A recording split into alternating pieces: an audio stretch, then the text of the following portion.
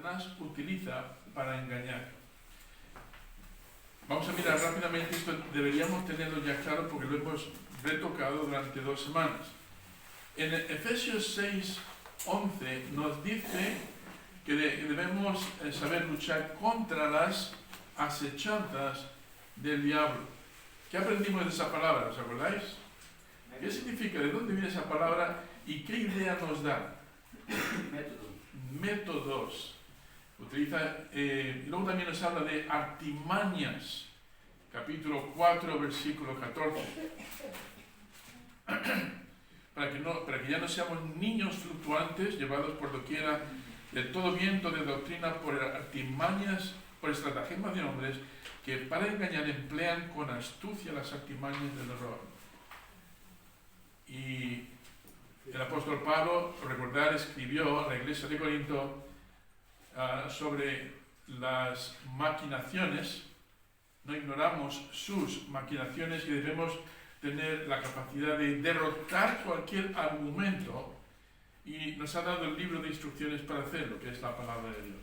Hemos visto un ejemplo interesante en el Antiguo Testamento, tan atrás como Génesis capítulo 3, donde vemos las artimañas, los métodos que Satanás utiliza para engañar. ¿Os acordáis que dijo Satanás o la serpiente a Eva con relación al árbol del conocimiento del bien y del mal? ¿Qué dijo Dios primeramente? ¿Os acordáis? No comáis de la... Pero de este no. ¿Y Satanás qué hizo? ¿Cómo entró? Con que Dios os ha dicho. Ya vemos ahí como planta la duda. ¿Estás segura de que es eso? Y no solamente añade Satanás algo, sino que también luego Eva añade algo. Y ahí vemos como en el momento que entramos en dudar la palabra, vamos a empezar quizá a aceptar esas cosas que Satanás añade de forma equivocada. Entonces, ¿qué hizo Satanás? Invitó a la mujer a cuestionar a Dios. Segundo, agregó su propia interpretación humana.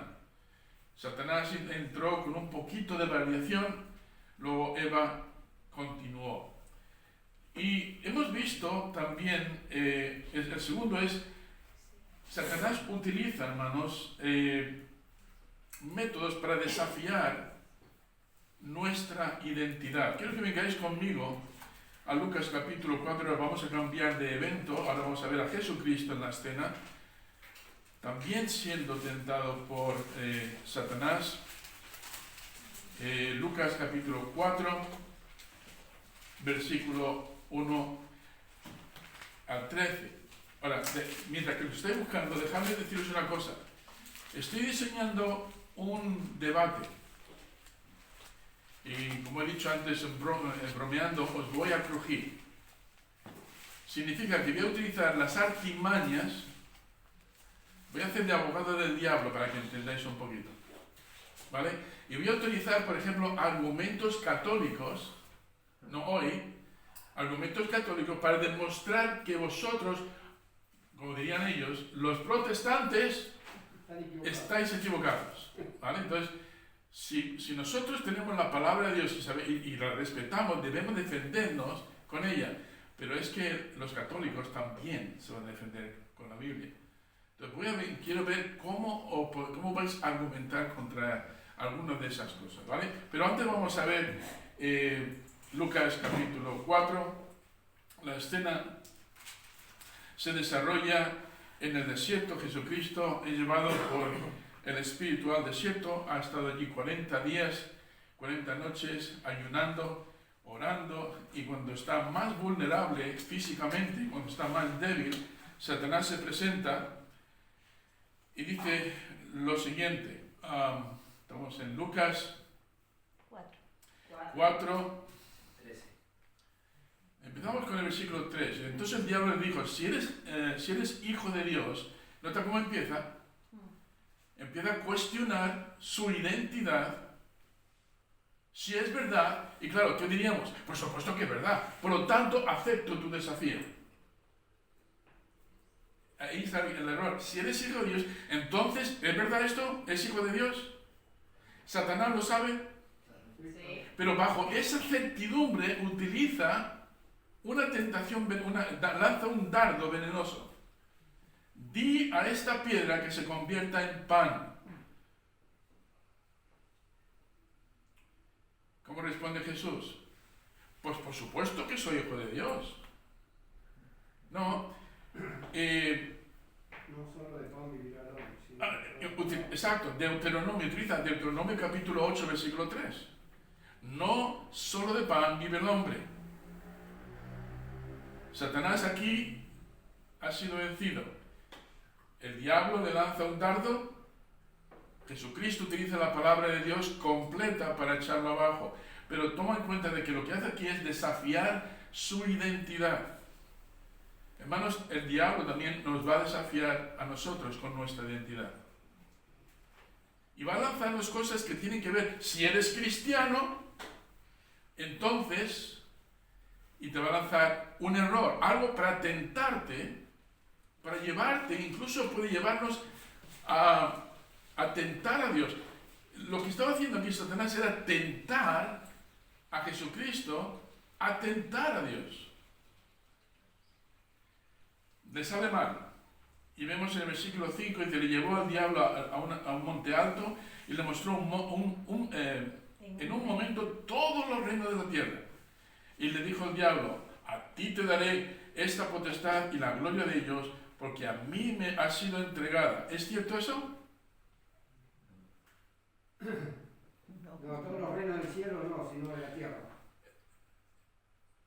A ti te daré toda esta potestad, todo, digamos, la autoridad y la gloria de ellos, porque a mí me ha sido entregada. ¿Es eso cierto o no? ¿Quién dice que sí? ¿Quién dice que no? No, No, las dos cosas. porque toda A ver, ¿cuándo perdió Adán su potestad? Cuando pecó. Cuando pecó. ¿Quién se convirtió en el Dios de este siglo en la tierra? Satanás tiene la potestad. Eso no. La tiene. No está mintiendo ahí. Efesios 2. Sí. Entonces, en base a esta verdad, media verdad, ahora te va a lanzar una media mentira. Dice, si tú postrado me adorares, todos serán tuyos. ¿Sabes cómo lo hace Satanás con nosotros? Mira, tú puedes dejar a Dios aparcado durante un tiempo para atender las otras necesidades que tienes. El trabajo, la familia, los amigos, cualquier cosa más importante que el Señor. ¿No es cierto? Nos lanzan las mismas cosas. Tú puedes aparcar a Dios durante un tiempo para conseguir tus objetivos. Y sabes una cosa, Dios puede proveer, pero Satanás también. Pero cuando Satanás provee, es para hacernos caer. ¿Cierto o no cierto? Apartarte más del Señor. Por lo tanto, tenemos que tener mucho cuidado con las puertas que se abren. Porque muchas puertas las abre el mismo diablo. ¿Sí o no? Dios abre puertas. Pero como el diablo es un imitador, el diablo abre también puertas justo al lado. Y luego, claro, decimos, es que el Señor me ha abierto una puerta. ¿Cómo sabes que es del Señor? Ten mucho cuidado. Porque muchas veces, hermanos, confundimos las puertas del Señor abiertas con las puertas que abre el diablo. Y muchas veces los cristianos se meten por esas puertas del diablo pensando que son oportunidades de Dios. Bendiciones de Dios. Solamente para apartarles del Señor, apartarles de la palabra, apartarles de la vida con la iglesia, hermanos. Pensamos de que esto es imperativo, necesitamos eso, y cuando arreglemos esto, luego volveré al Señor. Satanás entonces nos tiene debilitados y nos tiene justo donde nos quiere. Satanás sigue utilizando estos mecanismos. A diferencia del Señor Jesucristo, nosotros caemos y el Señor Jesucristo no. ¿Cómo respondió Jesucristo? Vete de mí, Satanás, porque escrito está: al Señor tu Dios adorarás y a Él solo servirás. ¿Sabes lo que utiliza? utiliza Deuteronomio capítulo 6, versículo 13. Parece que Jesús conoce la Biblia, ¿no? ¿La conoce muy bien? Fue el que la inspiró. Ok. No se ha dado por vencido. Dice, le llevó a Jerusalén y lo puso sobre el pináculo del templo y le dijo, ¿cómo hace Satanás siempre? Introduce la duda, la duda, pero con una verdad. Si eres hijo de Dios, ¿es verdad esto? Sí. Entonces, si nosotros respondemos a ese sí, va a querer que nosotros demostremos ahora con una tentación. Dice, si eres hijo de Dios, échate desde aquí abajo. ¿Por qué? ¿Qué utiliza el diablo? Porque escrito está, el diablo también conoce la palabra. Y mejor muchas veces que los cristianos.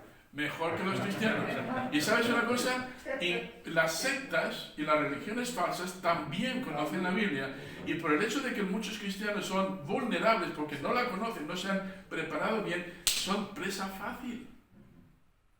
Yo me di cuenta de esto, nada más convertirme en Madrid, cuando quise testificar, quería hablar a todo el mundo en la calle, y me cruzaba con testigos de Jehová, y yo les daba versículos, y ellos me daban versículos, y ellos tenían más versículos que yo. Y claro, eran versículos que no había estudiado. Y me enfadaba muchísimo, iba a casa, los estudiaba, y dije, ahora, qué tramposo, qué engañadores son. Y luego volvía a algunos de ellos intentando ser amable, pero resulta que tenían más versículos que yo otra vez. Y eso me enfadaba mucho. Y dije, es necesario que yo me meta bien en este libro y aprenda, y los versículos que ellos me dan, sepa yo antes qué significan, para darles la respuesta completa. Porque ellos utilizan una técnica muy útil. Es que la Biblia dice, y luego dan su afirmación, sin darte el contexto. Y claro, dice, sí, mira, y la frenan así. Cuando yo me di cuenta de eso, que ya. Cuando me dice, y es que la Biblia dice, vamos allá, vamos. Y me metí en la Biblia con ellos. Y dije, mira lo que dice. No, dije, un momentito. Vamos a leer 5 versículos antes y 5 versículos después. Y cuando leíamos todo, dije, me estás engañando. Y querían cambiar de tema. Dije, qué tramposos. ¿Quién es el que está representando? ¿Son testigos de Jehová? ¿O son testigos del diablo? Entonces, ¿os dais cuenta, hermanos, que las técnicas no las ha cambiado porque le funcionan? Ahora, desafía nuestra identidad. ¿Sabía Satanás que Jesucristo era el Hijo de Dios? Sí. Ya lo veo. Venid conmigo a Marcos capítulo 1, 34.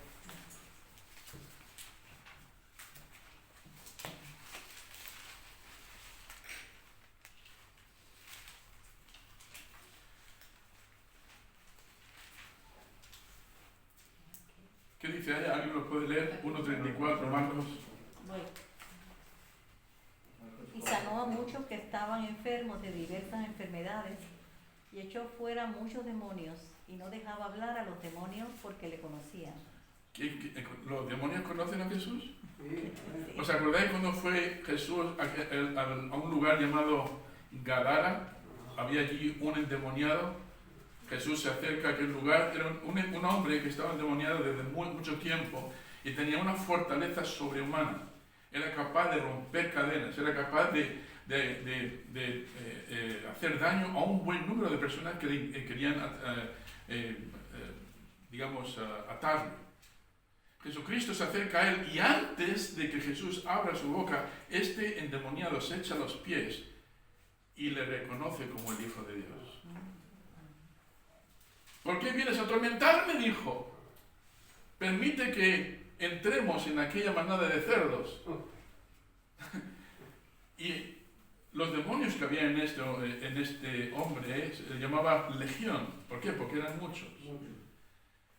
Dios apenas sin esfuerzo exorciza a este hombre, le echa los demonios, se apoderan de los cerdos se caen por un barranco y todos mueren. Hermano, Satanás es muy poderoso. Pero hermanos, Jesucristo es mucho más. Y si nos ha dado la espada del Espíritu, que la tenemos que utilizar, más vale que seamos diligentes y aprendamos bien la palabra todos los días. ¿Qué otra cosa hace Satanás? Tuerce las Escrituras. No solamente desafían nuestra identidad, como vemos que lo hizo con Jesús, sino que también tuerce las Escrituras. Bueno, antes de eso, quiero haceros una pregunta. ¿Cuándo es el cristiano más vulnerable para caer? Cuando está flaco. No entiendo, uno por uno. Vamos a empezar por aquí, Egli. Y a ver si cada uno podemos responder de una manera distinta. ¿Vale? Si no sabes, no pasa nada. ¿Cuándo, Egli, es un cristiano más vulnerable, más fácil para que caiga? Bueno, cuando no lee la palabra, Muy bien. cuando se aleja de la iglesia ¿Y por también, qué es importante leer la palabra para estar más... porque qué? la palabra es el libro de Dios. Ahí ¿Qué es está más todo. importante, el pan físico o el pan espiritual? El pan espiritual. ¿Seguro? Y también el físico. Amén. Porque muchos cristianos a veces se tienen semanas sin leer la Biblia, pero no se olvidan de comer 3 veces al día. Sí. ¿Cierto? A veces dejamos la iglesia a un lado porque tenemos otras prioridades y ya volveremos a la iglesia. Y cuando vuelven, hermanos, están desnutridos espiritualmente. Y ya han tomado decisiones que les va a afectar durante muchos meses, posiblemente años. Entonces, ¿qué dice Jesucristo en Lucas 4:4? No solo de pan vive el hombre. Cuando el cristiano está más vulnerable es cuando cuando es negligente con el estudio y la meditación de la palabra de Dios. Pero hay otra cosa también. Otra cosa que nos da mucha fortaleza, ¿qué es? La oración. Exacto. ¿Dónde vemos eso? Vamos a ver Mateo capítulo 26, 41. Capítulo 26, 41. ¿Alguien me puede leer eso, por favor? Velad y orad para que no entréis en tentación. El espíritu a la verdad está dispuesto, pero la carne es débil. Entonces, si tenemos a la carne que es débil y tenemos el espíritu que está desnutrido, ¿qué va a pasar? El espíritu es el motor del hombre. Si éste está desnutrido, descuidado, ¿qué va a hacer la carne? No va a tener ninguna resistencia. Ninguna resistencia. Ahora, me queda poco tiempo, así que os voy a probar.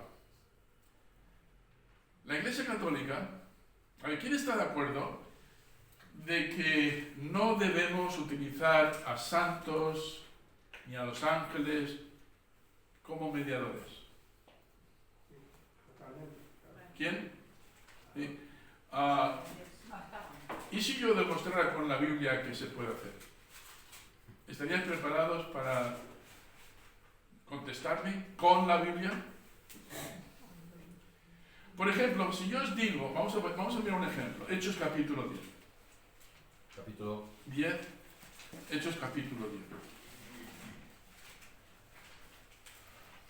El argumento mío sería el siguiente. Vamos a leer lo primero y luego vamos a ver. Mira, por ejemplo, yo diría como creyente bíblico, diría, no se debe de adorar a ningún hombre.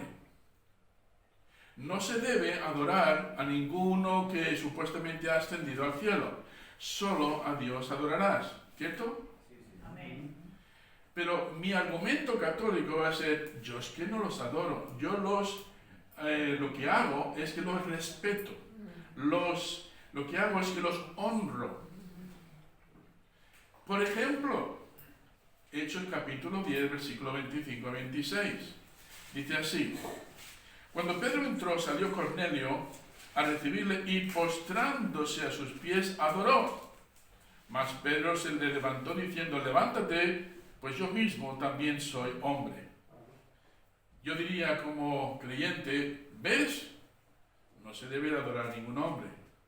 Pero el argumento católico dice así: este texto no indica adoración, sino reverencia u honra, como por ejemplo cuando se honra a un rey, a un padre o una madre. Ante un rey tú haces reverencia. Vemos ejemplos en el Antiguo Testamento cuando los hijos honraban al padre haciendo también una reverencia. Es lo mismo. ¿Es lo mismo o no es lo mismo? Pero no me habéis dado ninguna Biblia para demostrármelo. Vale, yo quiero que me argumentéis eso. Os voy a dar más material. ¿Qué tal Apocalipsis 19? Apocalipsis 19. Como católico yo utilizaría este argumento. Mira, capítulo 19, versículo 10. Aquí vemos a Juan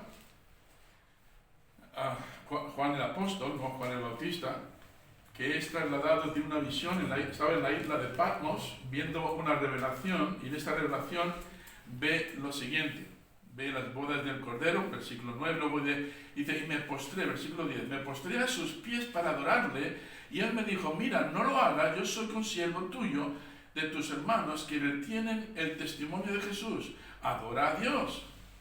Y el católico diría, yo solamente adoro a Dios, pero no tengo ningún problema en honrar, en reverenciar a un ángel. Lo que está diciendo aquí no es que le vaya a adorar, es que no le está diciendo que no le de honra, sino que no que le adore. Eso, yo he escuchado eso de católicos. ¿Qué podríamos contestar? Claro, lo grave de los católicos adoran a falsas imágenes. No, perdón, yo hago de católico, ¿vale? No, yo no hago eso. Yo los honro. Están adorando Yo tengo respeto, reverencia ante ellos. Y dicen que ellos interceden. Perdone, yo solamente los honro. ¿Sí? Como por ejemplo, se le honra a una madre, a un padre. Estos ejemplos que vemos aquí son de honra, no de adoración. Por ejemplo, Dame un argumento bíblico. la Virgen María.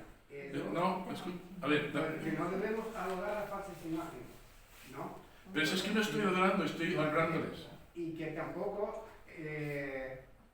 puede interceder una persona. No entiendo, perdón, señor protestante. No, parece que no me ha escuchado. Yo no les estoy adorando, les estoy honrando. Como cuando voy a un rey y le pido que me haga un favor, que me conceda una gracia. Es lo que estoy haciendo, mostrándole respeto. Éxodo 20 sabe A ver, sí. Sí, no como te honrarás católica a ellos ni que... las honrarás. ¿Eh? En Éxodo 20, los 10 mandamientos vienen muy claros sobre eso. Pero insisto de que yo no estoy adorándolos, estoy honrándolos. Parece que ustedes los protestantes no entienden. No, yo le voy a hablar Están encerrados en una idea equivocada y están haciendo un estereotipo de nosotros equivocado. Lo siento. No te inclinarás a ellas ni las honrarás. En Éxodo 20. Pero ¿qué malo hay en honrar a un ángel o a un apóstol? ¿Qué problema hay con eso? ¿No honramos a nuestros padres? Depende de la palabra, es que a veces honra es alabanza o adoración y otras veces respeto. Algunas veces, bueno, sí, no me gusta eso. Silvia, ¿vas a decir algo? Sí, yo como católica que fui, ¿no? Que he aprendido el catolicismo, he ido a un colegio religioso, y sí nos enseñan a adorar a las imágenes, ¿entiendes? Adorar. Ellos dicen que honran, entonces no están haciendo lo que deberían hacer como católicos, adorar. No, ¿tú no adorabas a tu padre y a tu madre? Adorar no. ¿No? Los Honrarlos, honré y los amé. Pues yo adoro a mi esposa. No, está mal. Está mal, solamente debemos adorar a Dios. Así que no la adore a Marisa. Entonces, lo que tenemos que hacer es asegurarnos de que entienden la diferencia. En los dos casos que os he mostrado, la reprensión es no adorarás. Claramente. No está hablando de honrar. Por supuesto que debemos honrar a las personas que tienen cierto derecho. A los padres, por ejemplo. Pero lo que está hablando ahí es de no utilizarlos como mediadores. Pero mira, el argumento católico sería el siguiente. ¿No dice la Biblia que debemos orar o interceder los unos por los otros. Orar. No, interceder. Orar, sí. Yo puedo interceder, por ejemplo, Egli tiene su mamá que está enferma y pide oración y yo intercedo por ella. Es correcto, ¿no? No, el Señor intercede. ¿No es correcto? Sí. Sí. ¿Es correcto? Claro que es correcto. ¿Qué vamos a hacer dentro de un ratito? Vamos a interceder por las personas que están enfermas. Bueno, Cuando pero nosotros somos en la venimos tierra, al interceder, no, cuando a Jesús. Guarda eso un momentito. Es correcto, hermanos, que podemos interceder por las personas. Claro que sí. Sí, podemos orar por personas. Pero ¿sabe cómo utiliza el católico el argumento? Cuando hablo del católico hablo del Vaticano, ¿vale? No del católico de a pie. Dicen, ¿qué problema hay si podemos interceder los unos por los otros? Pedir a los que están en el cielo que también intercedan por nosotros. ¿Qué diferencia hay? No, sí, muchas. Sí, muchas. Porque Jesucristo es el que intercede por nosotros. Pero qué mal hay, ¿dónde está el pecado en que yo pida? Si yo puedo pedir por una persona aquí, ¿por qué no puedo pedir que María o Juan o Pedro en el cielo, que están mucho más cerca de Jesús, ¿Quién dijo? intercedan por mí? ¿Quién dijo? Es que se las buscan, ¿eh? Yo tengo un estudio de unas 8 folios con el argumento que utiliza el Vaticano contra todas estas protestas que nosotros podemos presentarles. Y os digo una cosa, son buenísimas, son muy bien pensadas. Y al cristiano medio se quedaría sin respuesta, porque no las ha pensado bien. Y te van a dar versículos. Te van a dar versículos. Y te van a decir que, por ejemplo, hay casos cuando, por ejemplo, María estaba en las bodas de Caná. Son unos sinvergüenzas, porque utilizan cualquier cosa. Dicen, no pidió, por ejemplo, a una persona que estaba... María, por ejemplo, no intercedió y pidió a su hijo que obrara, que hiciera algo en las bodas porque faltaba el mosto, faltaba el vino. Bueno, le pidió un favor. ¿Eh? Le pidió un favor. Pero no, que estaba Pero ella me Favoreciera. dio. Pero estaba viva. Pues, ¿por qué no podemos pedirle a María que interceda por nosotros Primera de también? Timoteo 2:5. Ahí lo tiene la puerta, hijo. Dice, porque hay un solo Dios y un solo mediador Mediador. entre Dios y los hombres, Amén. Jesucristo. ¿Pero eso no lo sabía María? ¿Eh? ¿Eso no lo sabía María? Sí, claro. Entonces, ¿por qué intercedía? Ella no intercede. ¿Quieres verlo? ¿Quieres verlo? Ella- Masculino. ella no intercede. Los católicos No, escucha, el creen. contexto.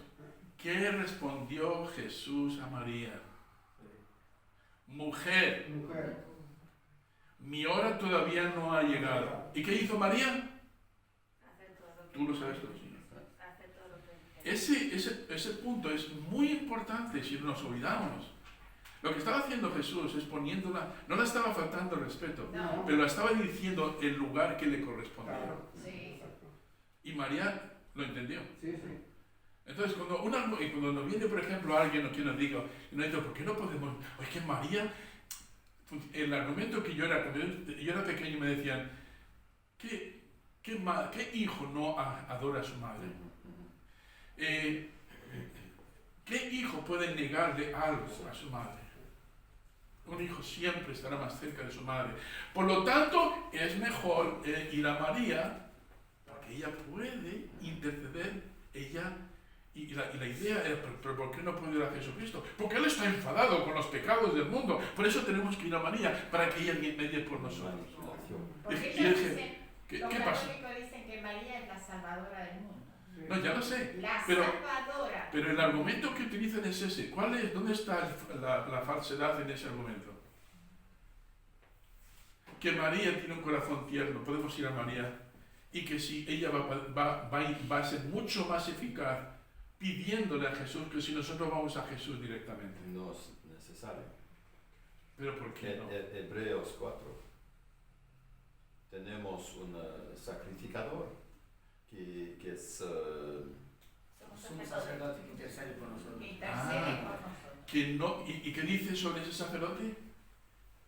Que que Eso conoce bien Sí. nuestras debilidades. Hermanos, Jesucristo no está, el Cristo que a mí me pintaban como católico estaba así.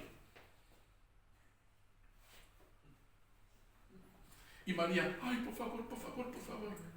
Eso es lo que me decían creer a mí. Y yo me lo tragué, y mucha gente se lo tragó, lo aceptamos así. Claro, porque si yo quiero algo de mi padre, mejor voy a mi madre. Y mi madre se lo pide y yo lo consigo. ¿Cuántos niños hacen eso? ¿Eh? Es que papá está enfadado. Y sabe Así una que cosa, lo voy a Yo tontera, mi madre. engatusarla a mi mamá para luego pedirle lo que yo quiero que ella se lo pida a mi papá. y sabe cuando se hace eso, el diablo es muy astuto. Y el diablo puede contestar su oración, su pedido. Exacto. Entonces, mira, lo que hacen es lo siguiente. Van a utilizar el siguiente argumento. Dicen, la costumbre judía de reverenciar a alguien o arrodillarse delante de una imagen o una persona importante es costumbre de respeto. Pero esto no significa adoración. Y te dan Éxodo 18:7, Segunda de Reyes 4:27, Josué capítulo 5, 13 a 14, Tobías 12, versículos 15 a 16, Génesis 18, 2 a 3, 23, 7, 12 y luego 33 a 3. Apócrifos. Y muchos de estos aquí, Eclesiástico, Macabeos, Sí. Tobías 12. ¿Qué hay en esos libros? Historia. Porque ellos tienen los 66 libros de la Biblia del canon, pero luego tienen un grupo de libros más que le llaman los apócrifos. Y te dicen, claro, Lutero quitó los apócrifos porque no le gustaba eso de adorar de orar a los ángeles y adorar o de pedir a los santos. Pero era porque a él no le gustaba, pero son libros buenos. Ese es el argumento que dicen. La culpa es de Lutero. Pero nosotros tenemos que recordar una cosa, pastor, que ellos no usan la Biblia que usamos nosotros, tienen su propia Biblia que está transversada la palabra, ¿entienden? Bueno, la que usan los católicos. la versión Nácar Columba, que es la versión católica, es una versión de mucha calidad. Y es verdad, muchas palabras están un poco torcidas. Los 10 mandamientos han quitado uno y lo han sustituido con otro. De un mandamiento han sacado 2 y han quitado de no te harás imágenes. O sea, así es como ellos actúan con la Biblia. Lo que no les gusta, lo quitan y lo alargan más. Bueno, pero el Papa ahora ordenó los pecados, puso los pecados que son más grandes arriba y los pecados pequeños. Vamos a hablar de los pecados veniales y los pecados cardenales. Pero para Dios el pecado es pecado, no hay pecado grande. Bueno, el tiempo se nos ha ido, pero quiero que veáis una cosa. Lo que quiero que veáis es lo siguiente. Lo que van a hacer es lo mismo que el diablo. Coge una palabra, la tuerce, la aceptamos y utiliza esa palabra a partir de ahí para hacerte tragar un montón de cosas. Es su mecanismo. ¿Qué hacen las sectas? Exactamente lo mismo. ¿Qué hacen las religiones? Los testigos de Jehová son expertos en hacer eso. Los mormones, igual. Y los católicos no se quedan atrás. Y si nosotros no conocemos bien la escritura, ¿sabes lo que va a pasar? Que te van a dar moneda falsa. Sin darnos cuenta. Y vas a decir, también son cristianos. Mira cómo utilizan la Biblia. Ellos también llevan la Biblia debajo del brazo, ¿no? Ellos también utilizan la Biblia para apoyar sus argumentos. Claro que sí, Satanás también lo hace. Es que lo que tenemos que entender, hermanos, que el hecho de que una persona lleve la Biblia debajo del brazo no le hace cristiano. No, para nada. Nada. Y el hecho de que una persona conozca muchos versículos bíblicos tampoco le hace cristiano. Yo conozco los testigos de Jehová bien enseñados, te sacan versículos de la Biblia de una manera increíble. Saltan de uno a otro de una facilidad impresionante. Y si les permites eso, sin llevarle... Ahora yo he aprendido, digo, vale, hay muchos versículos, pero vamos a mirar uno a la vez. Vamos a abrir la Biblia, 4 versículos antes, 4 versículos después, y hasta el más ignorante se va a dar cuenta de que te ha engañado. Yo cuando les pillaba, le decía, ¿y esto qué? Porque aquí lo que está diciendo es esto, no lo que tú estás diciendo. Y muchos de ellos decían, sí, pero, ¿y qué es esto? Y te cambiaba de tema. Sí, sí, sí. Es que no, le tenías arrinconado y se salía de por No hay medio. manera, y no hay manera que entre nosotros. Así es el diablo, así es el diablo. Las mismas artimañas, los mismos métodos. Ahora, ¿qué quiero decir con esto? Que más que nunca, hermano, debemos aprendernos bien la palabra. Mirarla, meditarla, entenderla, cuestionar, desmenuzarla, ponerla de nuevo, luego desmenuzarla de otra manera, abrirla de esa manera, llegar a entenderlo, decir, ahora entiendo el contexto. En el momento que te traigo cualquier persona ese tema, tú lo sabes. Pero si no lo conoces, te va a pasar como le pasó a Eva, que le van a dar gato por liebre. ¿Vale? Ok, la semana que viene voy a traer más desafíos. Y espero que vengáis preparados con la palabra de Dios.